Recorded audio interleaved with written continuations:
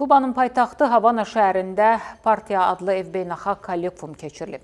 Tədbirdə bu ildə dünyanın 40-dan artıq ölkəsindən olan mütəxəssislər, ictimai fəallar, media rəhbərləri və fikir adamları iştirak ediblər.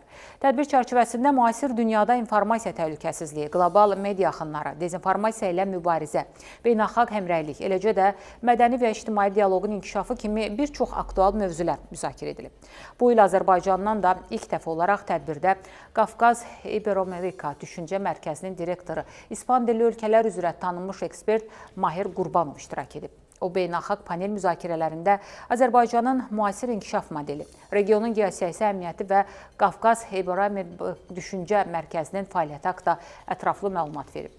Mahir Qurbanov eyni zamanda Kubanın dövlət televiziyasında qonaq olub, Azərbaycan həqiqətləri, ölkəmizin tarixi, multikultural dəyərləri barədə geniş məlumat verib. Verilişdə həmçinin Azərbaycanın İspan dilli ölkələrlə münasibətləri, mədəniyyətlər arası dialoq təşəbbüsləri və gələcək əməkdaşlıq perspektivləri də diqqət mərkəzində olub.